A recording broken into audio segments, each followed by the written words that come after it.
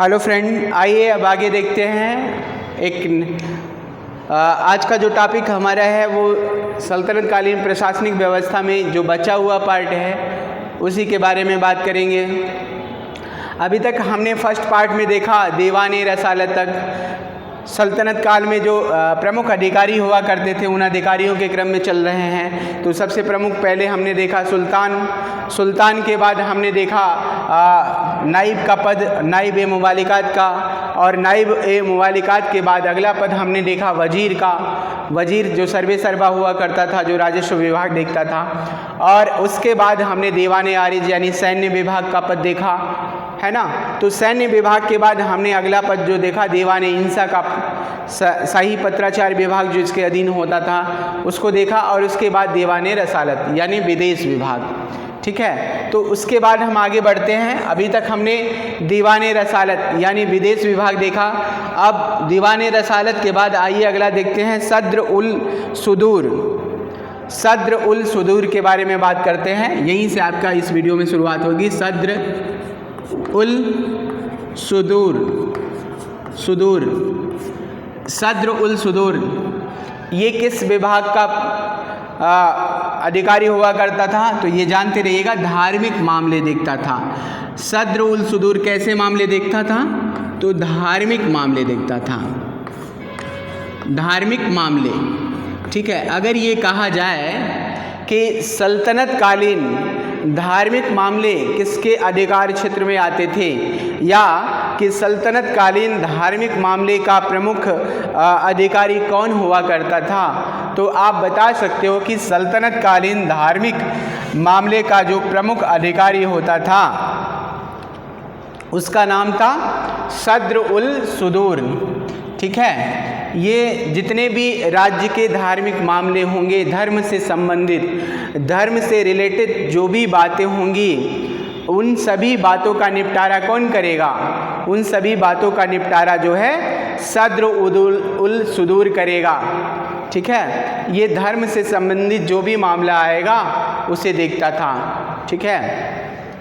और चाहे वो मकतब में हो चाहे मदरसे में हो, मकतब और मदरसे की सारी गतिविधियों को संचालित करने का दायित्व किसका हुआ करता था? इसी का होता था, ठीक है। क्योंकि ये धार्मिक, एक प्रकार से कहें तो सद्र उल सुदूर जो होता था वो धार्मिक अधिकारी है, ठीक है। धर्म से संबंधित जो भी बातें आएंगी, मुसलमानों के विशेष हितों की सुरक्षा करना, उसका इसी का उत्तरदायित्व होता था। जकात नामक कर वसूलने का और किए गए धन का अधिकार इसी के पास हुआ करता था। धार्मिक व्यक्तियों को आर्थिक सहायता, जागीरें देना, शाही खैरात आदि की जिम्मेदारी किसकी हुआ करती थी? सद्र उल सुदूर की हुआ करती थी। गरीब मुस्लिम महिलाओं के लिए ये शाही खैरात विभाग बनाया जाता था। गरीब मुस्लिम विधवा आदि महिलाओं के लिए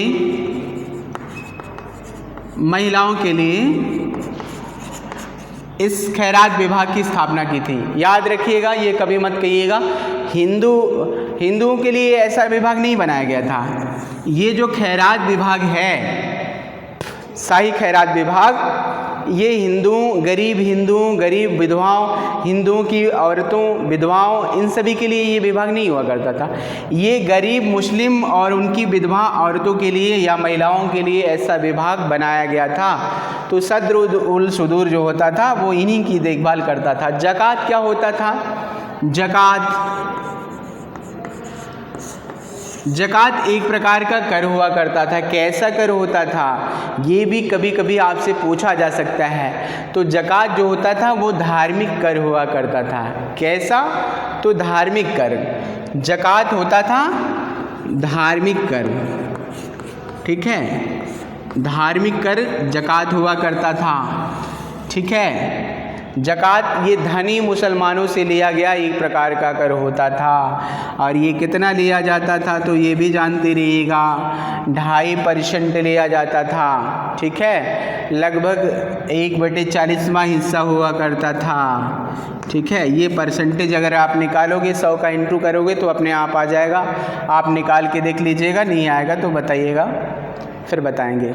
ठीक है, तो लगभग 40% ये ज़कात यानी धार्मिक कर हुआ करता था और ये लिया जाता था। ठीक है, और ये इस पर किसका अधिकार होता था तो ये सद्रुल सुदूर पर का इस पर अधिकार था, ये जानते रहिएगा। ठीक है, तो इस तरीके से धार्मिक मामले चाहे वो किसी क्षेत्र में हो, धर्म से रिलेटेड होना चाहिए और उस सभी की जिम्मेदारी किसकी हुआ करती थी तो सद्रुल सुदूर की हुआ करती थी। ठीक है, अब आइए आगे बढ़ते हैं। सद्रुल सुदूर के बाद जो अगला विभाग हुआ करता था, सद्रुल सुदूर के पास मस्जिदों, मकतबों और मदरसों को आर्थिक सहायता भी यही देता था। ठीक है, और ये अलग बात होती है कि सद्रुल सुदूर सुल्तान से परामर्श करने के बाद दे रहा हो।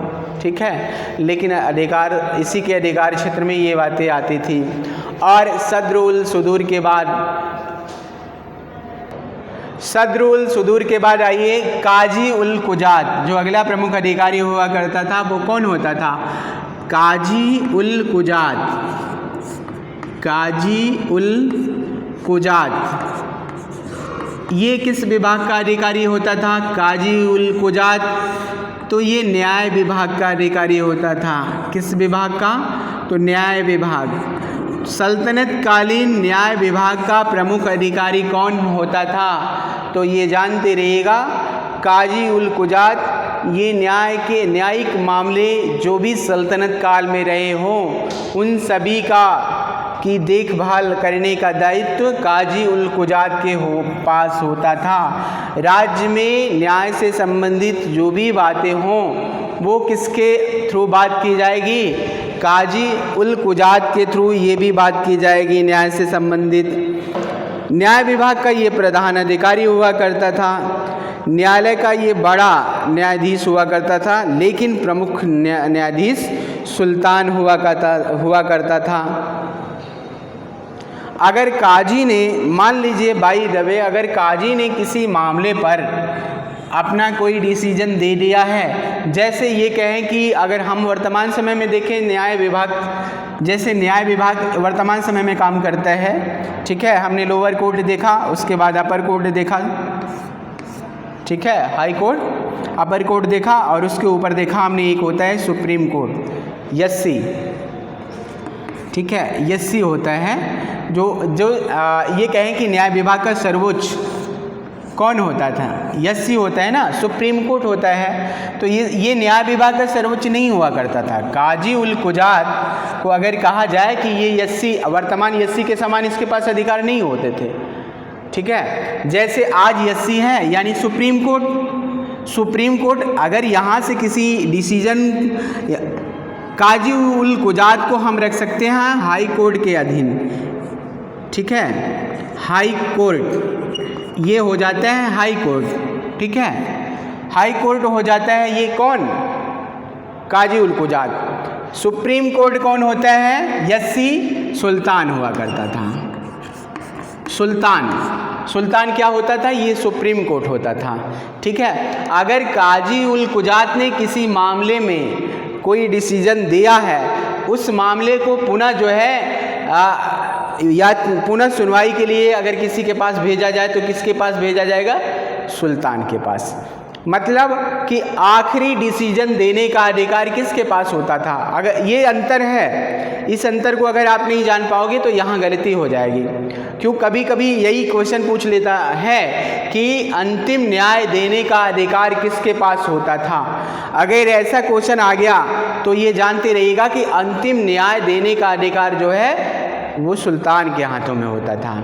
जैसे वर्तमान में यस्सी यानी सुप्रीम कोर्ट के पास ये अथॉरिटी है कि हाई कोर्ट ने अगर किसी मामले में कोई डिसीजन दिया हुआ है सुप्रीम कोर्ट को लगता है कि इस मामले में सही डिसीजन नहीं दिया गया तो पुनर्याचिका दायर की जाती है यहाँ पे, और फिर से इसकी सुनवाई होती है, डबल बेंच या सिंगल बेंच जो भी बनाई जाए, और उसके बाद जो है उस मामले का निपटारा किया जाए। तो वो नज़ीर बन जाता है किसके लिए? हाई कोर्ट के लिए। ठीक है, और वैसा ही यहाँ पर भी होता था। अगर किसी मामले में काजी उल कुजात ने डिसीजन दे दिया, अब जिसको न्याय मिला उसको लगता है कि मुझे सही न्याय नहीं मिल पाया है, तो ऐसी अवस्था में वो सुल्तान के पास गुहार कर सकता है। तो ये सुल्तान के पास गुहार करेगा, सुल्तान से याचना करेगा, तो सुल्तान पुनर्विचार करने का अधिकार किसके पास होता है? सुल्तान के पास। सुल्तान उस पर पुनर्विचार करेगा और फिर अपना डिसीजन देगा। अर्थात ये हुआ कि न्याय विभाग का प्रमुख अगर काजी उल कुजात के बाद अगर कोई किसी के पास न्याय का सर्वोच्च अधिकार होता था तो वो सुल्तान के पास होता था। ठीक है, ये न्याय विभाग का सर्वोच्च अधिकारी नहीं कह सकते इसको, क्योंकि सर्वोच्च न्याय करने का अधिकार तो सुल्तान के पास हुआ करता था।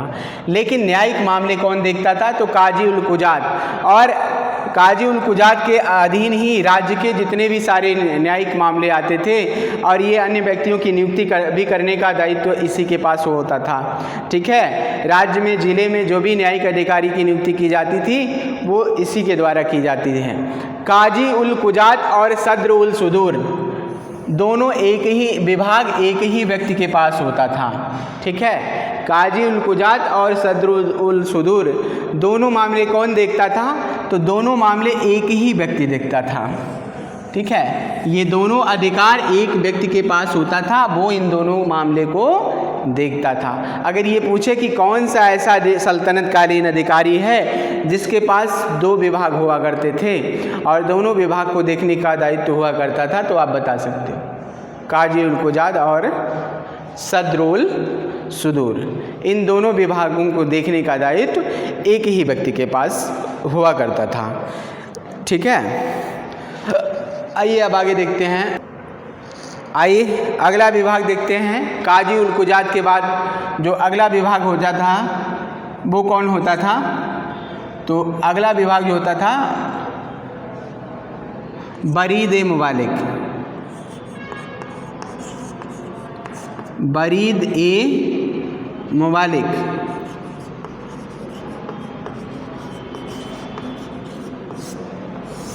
कहीं कहीं मुमालिक देता है, कहीं कहीं मुमालिक, ये भी देख लीजिए, दोनों लिख लीजिए, कोई दिक्कत नहीं। मुमालिक, ठीक है, बरीद ए मुमालिक। ये कौन सा विभाग देखता था? बरीद ए मुमालिक। तो बरीद ए मुमालिक जो होता था ये गुप्तचर विभाग देखता था। कौन सा विभाग देखता था? बरीद ए मुमालिक। तो ये गुप्तचर विभाग देखता था, उसका प्रधान अधिकारी हुआ करता था। ठीक है, बरीद ए मुबालिक जो होता था ये गुप्तचर विभाग का प्रधान अधिकारी होता था, प्रधान अधिकारी। ठीक है, गुप्तचरी का जो भी कार्य होता था वो किसके माध्यम से चलता था? तो बरीद ए मुबालिक के माध्यम से चलता था। ये तो गुप्तचर विभाग का प्रमुख अधिकारी हो गया बरीद ए मुबालिक, लेकिन गुप्तचरी का कार्य कौन देखता था? तो बरीद क्या होता था? आइए लगे हाथ एक साथ गुप्तचर को देख लेते हैं। बरीद जो होता था, बरीद होता था गुप्तचर अधिकारी। बरीद गुप्तचर अधिकारी होता था, अधिकारी। मुन्हिस ये क्या होता था? मुन्हिस ये होता था गुप्तचर। ठीक है, तो मुन्हिस होता था गुप्तचर और बरीद होता था गुप्तचर अधिकारी, और बरीद ए मुबालिक जो होता था ये गुप्तचर विभाग का सर्वोच्च अधिकारी हुआ करता था। ठीक है, तीनों अंतर स्पष्ट रूप से जानते रहिएगा। अगर आपने तीनों का अंतर स्पष्ट रूप से नहीं जाना तो यहाँ आता हुआ भी क्वेश्चन आपका गलत हो जाएगा। इसलिए आपको ये देखना है कि तीनों में अंतर क्या है। देख लीजिए एक बार फिर से। अंतर ये है कि अगर कहें मुन्हिस कौन होता था तो आप बता सकते हो कि मुनहिस जो होता था वो गुप्तचर होता था। ठीक है, सल्तनत कालीन गुप्तचर को किस नाम से संबोधित करते हैं? मुनहिस। अगर यही चला जाए प्राचीन इतिहास में, अगर हम चले जाएं, मौर्यकालीन गुप्तचरों को कौटिल्य ने क्या कहा है? तो मौर्यकालीन गुप्तचरों को कौटिल्य ने अपने अर्थशास्त्र में गूढ़ पुरुष कहा है। क्या कहा है? तो गूढ़ पुरुष कहा है। हर समय में अपने अलग अलग गुप्तचरी का कार्य करने वाले गुप्तचरों का अलग अलग नाम दिया जाता था। जैसे यहाँ हमने देखा कि सल्तनत कालीन जो गुप्तचर होता है उसको मुनहिस कह के संबोधित किया जाता था। ये आम एकदम सामान्य जो गुप्तचर होता था उसको मुनहिस कहते थे। लेकिन जो गुप्तचर अधिकारी होता था उसको हम क्या कहते थे? बरीद। बरीद जो होता था वो गुप्तचर अधिकारी हुआ करता था। बरीद के अधीन कई सारे मुनहिस हो सकते हैं। समझ रहे हैं ना कि बरीद के अधीन कई सारे मुनहिस हो सकते हैं, लेकिन मुनहिस के अधीन बरीद नहीं हो सकता। क्यों? क्योंकि बरीद जो होता था ये गुप्तचर अधिकारी होता था, ना कि गुप्तचर होता था। गुप्तचर मुनहिस होता था। ठीक है, और इस बरीद का भी प्रमुख अधिकारी कौन होता था? बरीद मुबालिक।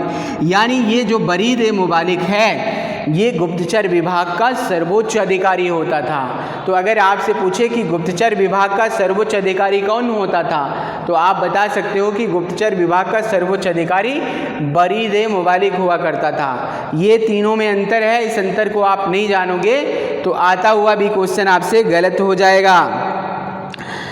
बरीद मुबालिक की बात जहाँ तक है तो सुल्तान को ये संदेश वाहक होता था। सुल्तान का समय समय पे सुल्तान को सूचना दिया करता था। डाक चौकियाँ इसी के अधीन हुआ करती थी। एक डाक से दूसरी डाक पे जो भी जाने आने वाली बात होती है, समय समय पर सुल्तान अपनी इच्छा से अन्य विभाग और उसके पदाधिकारियों की नियुक्ति भी करता था। मोहम्मद तुगलक ने दीवाने अमीर कोही नामक एक अलग विभाग भी बनाया था। दीवाने अमीर कोही किसने बनाया? ये भी आपसे अगर पूछे तो मोहम्मद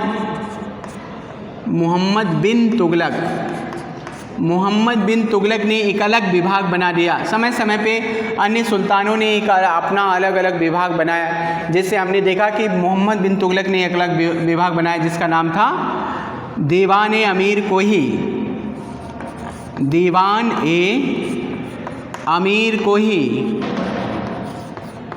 कोही। अच्छा, ये किस प्रकार का विभाग होता था दीवान अमीर कोही? अगर ये पूछ लिया जाए तो ये जानते रहिएगा, दीवान अमीर कोही कृषि विभाग हुआ करता था। कैसा विभाग होता था? तो कृषि विभाग। ठीक है, दीवान अमीर कोही कृषि विभाग होता था। कृषि से संबंधित आने वाली जो भी सारी समस्या आएंगी वो कौन देखेगा? दीवान अमीर कोही देखता था। और ऐसा ही ठीक एक अलग विभाग किसने बनाया था? अलाउद्दीन खिलजी ने। अलाउद्दीन खिलजी ने एक अलग विभाग बनाया जिसका नाम होता है अलाउद्दीन खिलजी।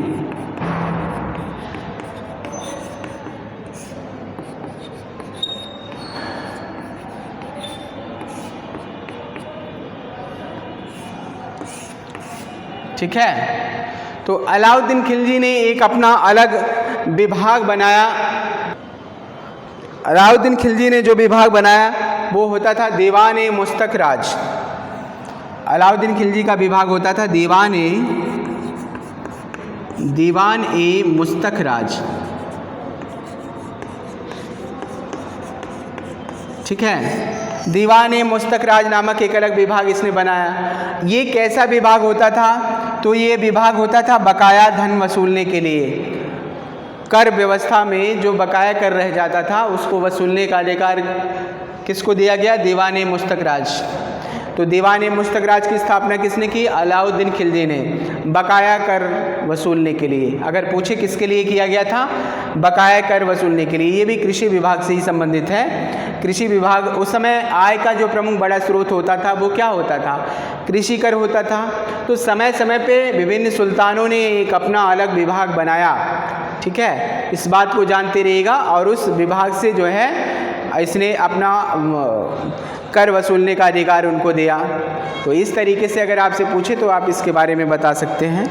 आइए अब आगे देखते हैं। कारखाना।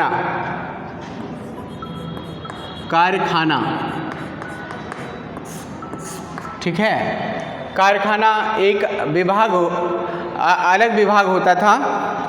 उसको किसने स्थापित किया? तो जहाँ तक सल्तनत कालीन कारखाने की बात है, ये कारखाना कारखाने की स्थापना का जो विचार है ये कहाँ से लिया गया, तो ये फारस से लिया गया, फारस से लिया गया था। ठीक है, अगर आपसे पूछे कि सल्तनत कालीन कारखाना स्थापित करने का विचार कहाँ से लिया गया तो आप बता सकते हो फारस से लिया गया था। ठीक है, और पहली बार सल्तनत काल में कारखाना किसने स्थापित किया, तो फिरोज तुगलक ने। फिरोज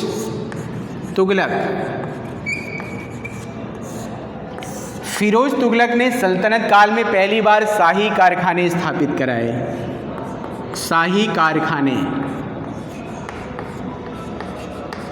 ठीक है, शाही कारखाने स्थापित कराने का पहली बार उल्लेख कहाँ मिलता है, तो फिरोज तुगलक के समय में शाही कारखाने स्थापित करने का।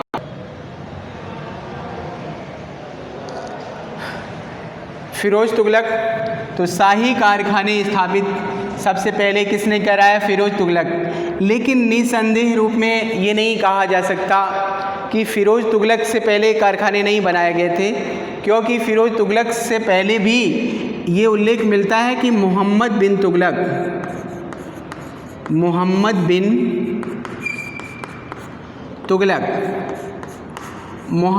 तुगलक ने भी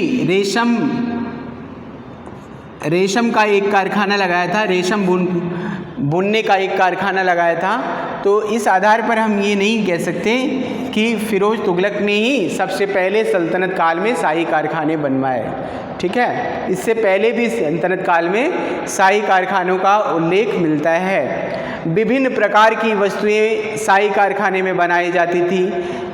जिन वस्तुओं की आवश्यकता होती थी सल्तनत काल में, कुछ ऐसी वस्तुएं होती थी जिसको हम बाहर से नहीं मंगा पाते थे, तो ऐसी कंडीशन में शाही कारखाने में उसका निर्माण कराया जाता था। तो इसीलिए जो है कारखाना विभाग एक अलग विभाग ही बनाया गया ऐसी वस्तुओं का निर्माण कराने के लिए। सुल्तान द्वारा कारखाने स्थापित कराना एक इनकी आवश्यकता थी। राज दरबार और राज परिवार की शान शौकत और विलासिता की वस्तुएं बाजार में उपलब्ध नहीं होती थी, तो उनके निर्माण के लिए शाही कारखाने खोले जाते थे। ये कारखाने सुल्तान के लिए लाभप्रद भी हुआ करते थे। इन कारखानों में बनने वाली वस्तुएं अमीरों तथा अन्य धनवान व्यक्तियों को भी बेची जाती थी, जिससे जो है सल्तनत कालीन राजकोष में बड़ा फ़ायदा हुआ करता था। ठीक है, उलेमा वगैरह आदि भी यहाँ से सामानों को खरीदते थे। ठीक है, और दो तरीके के कारखाने होते थे, रत्बी और गैर रत्बी। रत्बी जो होते थे वो सरकारी सहायता प्राप्त हुआ करते थे, सरकार के द्वारा इनको सहायता प्राप्त होती थी, जो रत्बी हुआ करते थे। ठीक है, जिनमें काम करने वाले व्यक्तियों को निश्चित रूप से एक इनका निश्चित वेतन दिया जाता था। लेकिन जो गैर रत्बी होते थे, जिनको काम के अनुसार इनको वेतन दिया जाता था, और प्रत्येक जो कारखाने होते थे इनकी देखभाल के लिए मुतसरीफ नामक एक अधिकारी की नियुक्ति की गई थी। ठीक है, तो ये कहा जाए कि कारखाने को देखने के लिए किसकी नियुक्ति की गई थी, तो मुतसरीफ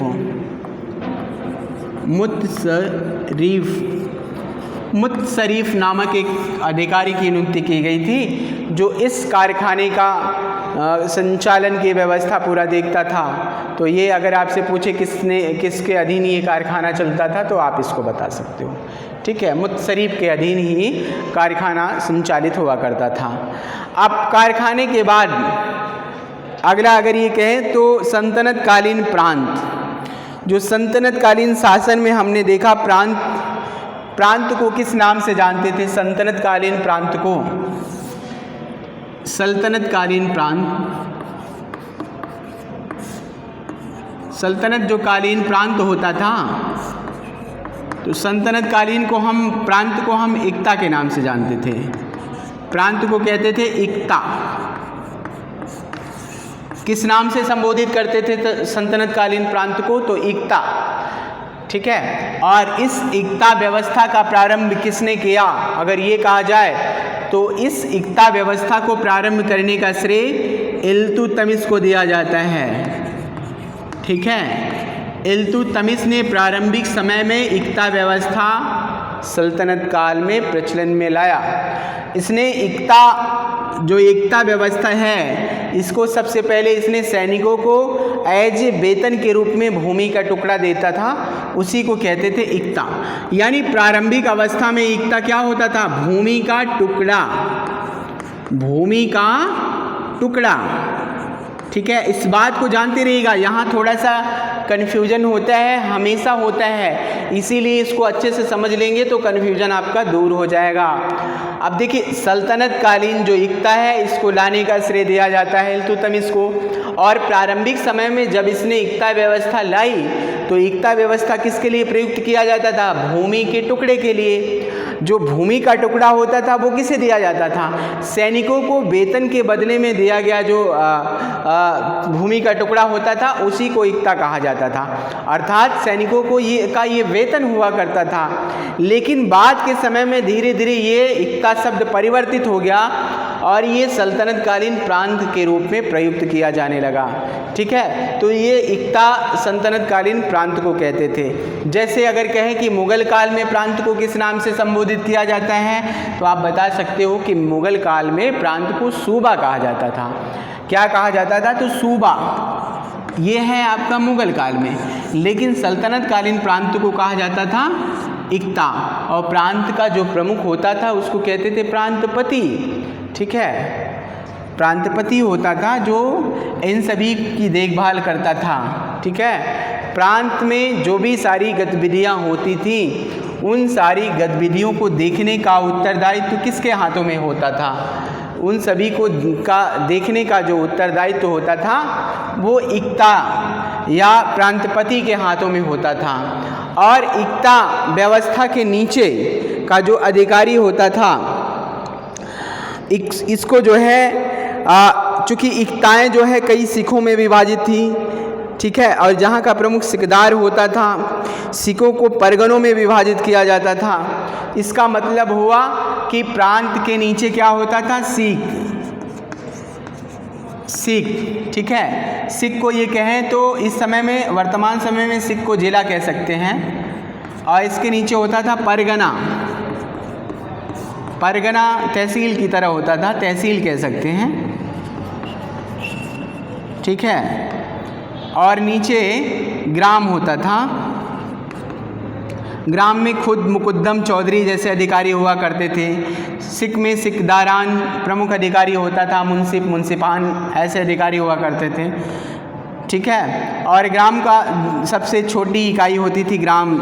ठीक है, जिसमें खुद मुकुद्दम चौधरी जैसे अधिकारी हुआ करते थे, जो भूमि के कर संग्रह आदि का कार्य देखा करते थे। तो ये सल्तनत कालीन प्रशासनिक व्यवस्था है। इसी व्यवस्था के माध्यम से सल्तनत कालीन प्रशासनिक व्यवस्था चलती थी।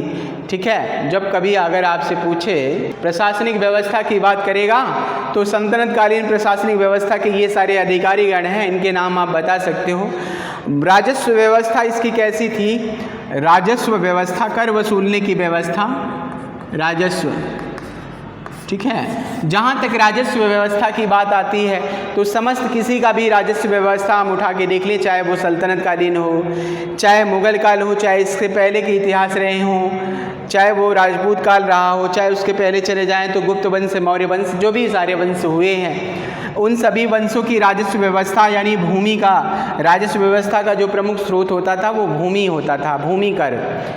ठीक है, भूमि कर जो समय समय पर लिया जाता था वही राजस्व व्यवस्था का प्रमुख कर हुआ करता था। तो सल्तनत कालीन राजस्व व्यवस्था में पहला हम देखते हैं उस्र। ये मुसलमानों से लिया जाने वाला भूमि कर था। सामान्यतः यह पैदावार का 10वां हिस्सा लिया जाता था। उस्र एक प्रकार का कर होता था, सामान्य कर हुआ करता था। सामान्य कर ये 1/10 लिया जाता था, 10वां हिस्सा। ठीक है, 1/10% यानी 10वां हिस्सा लिया जाता था, सामान्य कर हुआ करता था। ठीक है, ये पैदावार का 10वां हिस्सा लिया जाता था। उस्र अगर आपसे पूछे तो आप बता सकते हो कि उस्र जो है सामान्य कर हुआ करता था। ये भूमि पर प्राकृतिक साधनों से सिंचाई होती थी तो वहाँ से ये लिया जाता था। दूसरा खराज गैर मुस्लिमों से लिया गया कर होता था, 1/3 होता था खराज। ये गैर मुसलमानों से लिया गया कर होता था, गैर मुस्लिमों से लिया गया कर।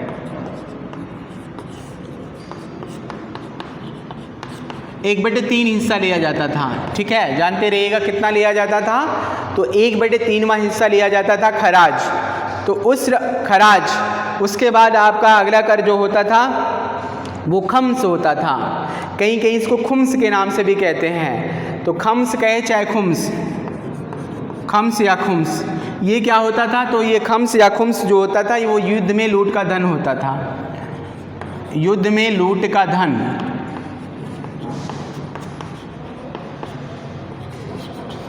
राजा के लिए 1/5 भाग होता था, जबकि सैन्य अधिकारियों के लिए 4/5वां हिस्सा होता था, ठीक है। यानी शासक के लिए ये कितना होता था, 1/5वां हिस्सा शासक को मिलना चाहिए और 4/5वां हिस्सा सैन्य अधिकारियों में बांट दिया जाता था। लेकिन अलाउद्दीन खिलजी ऐसा होता है जिसने 4/5वां हिस्सा खुद के पास रखा और 1/5वां हिस्सा अन्य सैन्य अधिकारियों में इसने बांटा, ठीक है। फिरोज तुगलक ने नहीं, सेम ऐसे लिया जैसे ये है, यानी 1/5वां स्वयं लिया और 4/5 इसने प्रशासनिक अधिकारियों में बांटा। तो ये खम्स क्या होता था, युद्ध में लूट का धन हुआ करता था। अगर कभी भी पूछे तो आप बता सकते हो खम्स क्या होता है, युद्ध में लूट का धन होता था। उसके बाद आता है जकात। जकात अभी हमने इससे पहले आपको बताया, जकात क्या होता है, धनी मुसलमानों से लिया गया कर होता है, जो 2.5% लिया जाता था, अर्थात 1/40वां हिस्सा लिया जाता था जकात। उसके बाद होता है जजिया। जजिया ये कैसा कर होता है, तो जजिया जो होता है ये गैर मुस्लिमों से लिया गया कर होता है। गैर मुस्लिम का मतलब होता है जो मुसलमान नहीं हो उनसे लिया गया कर होता है, ठीक है। जजिया 48, 24, 12 दिरहम ऐसे करके होता था, जानते रहिएगा। तो जजिया से कुछ ऐसे भी व्यक्ति होते थे जो जजिया कर से मुक्त थे, जैसे स्त्री, बच्चे, अपाहिज, बूढ़े, बेरोजगार व्यक्ति, ठीक है, रोगी व्यक्ति, ऐसे व्यक्ति से जजिया कर नहीं लिया जाता था, ठीक है। और सबसे पहली बार जजिया कर किसने भारत में वसूल किया, तो मोहम्मद बिन कासिम। 712 में जब इसने भारत पर आक्रमण किया तो पहली बार जजिया किसने वसूल किया, बिन कासिम, यानी मोहम्मद बिन कासिम ने। तो बिन कासिम पहली बार इसने भारत में जजिया कर वसूल किया है। और ब्राह्मणों पर पहली बार जजिया कर किसने लगाया, तो ब्राह्मणों पर पहली बार जजिया कर लगाता है फिरोज तुगलक। कौन लगाता है, तो फिरोज तुगलक पहली बार इसने ब्राह्मणों पर से जजिया कर लगाया, अर्थात इसने ब्राह्मणों से भी पहली बार जजिया कर लिया, ठीक है। तो इस तरीके से ये सारे कर हैं, राजस्व विभाग के सारे कर, चाहे उस्र हो गए, चाहे खराज हो गया, चाहे खुम्स हो गया, चाहे जजिया हो गया, ये सारे कर आपको जो है सल्तनत कालीन कर के रूप में आप अगर जब भी कभी अगर आपसे पूछा जाए तो आप बता सकते हो। तो इस तरीके से हमारा आज का ये वीडियो यहीं पर संपन्न होता है। धन्यवाद।